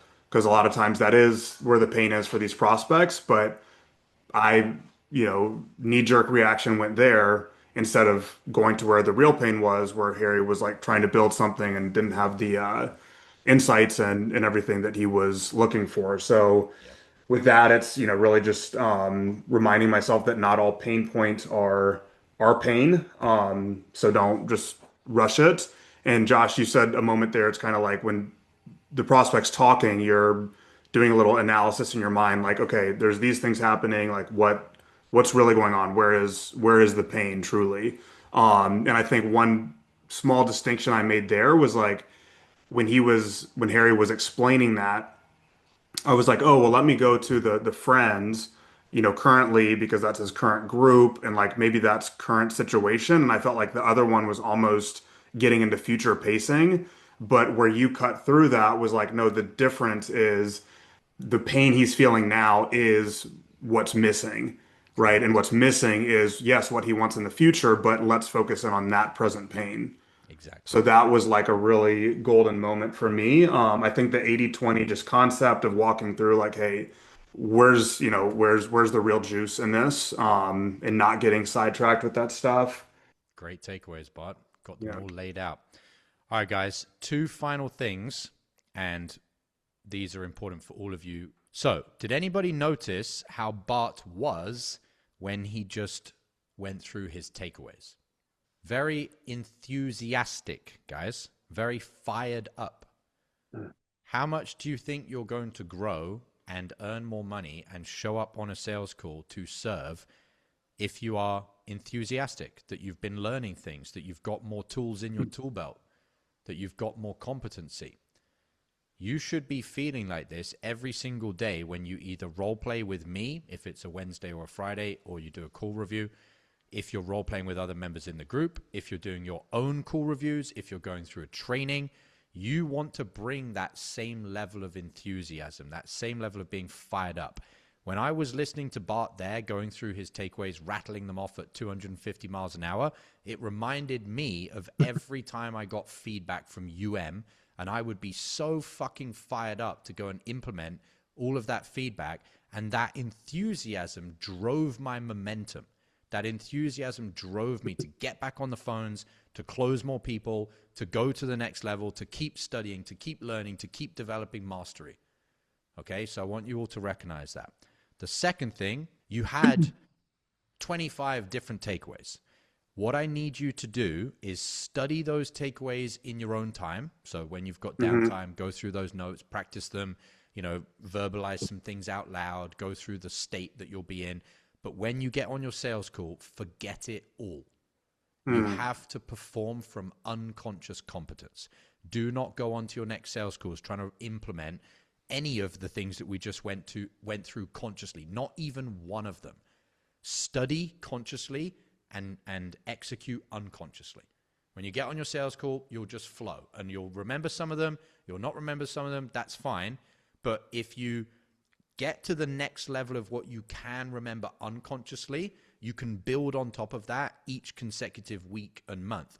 But if you jump on your next sales calls now trying to be conscious, you won't be in flow, you won't be scriptless, you won't be connecting with the prospects, and you're going to fuck up the call.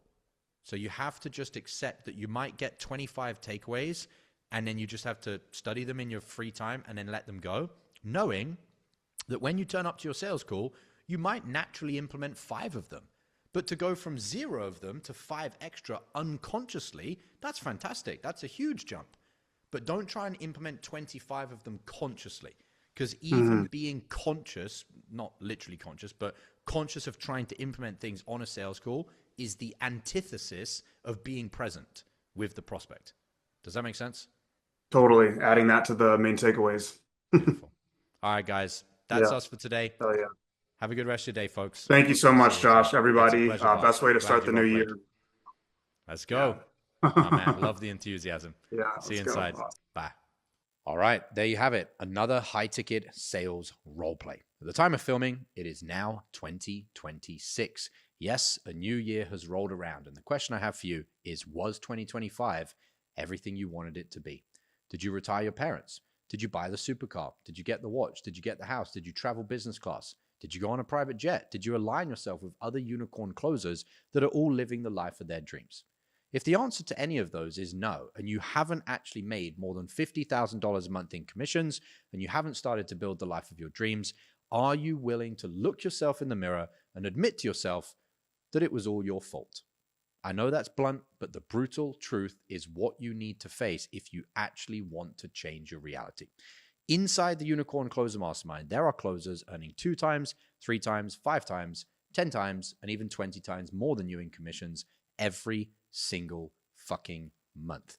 They do not have a higher IQ than you. They are not smarter than you. They simply show up, put in the work, and align themselves with a mentor that has already accomplished the life they want to accomplish, earning over $100,000 a month, and has the ability to teach other high-ticket closers how to follow the same exact blueprint that allowed me to do that. At the time of filming, I have 4 high-ticket closers, 5 if you include myself, that have all followed the Unicorn Closer blueprint to earning over $100,000 a month in commissions. If that is something that you want to replicate for yourself in 2026, the year has already begun. But step 1 is you admitting to yourself that 2025 and all the things that you didn't accomplish was all your fault. I know it's brutal, I know it's blunt, but the truth will set you free. The question now is today the day that you're finally going to step up, take action, join the Unicorn Closer Mastermind? If the answer is yes, below this video is a link to join the mastermind. Click that link, go to the checkout page, enroll, and I'll see you on the inside.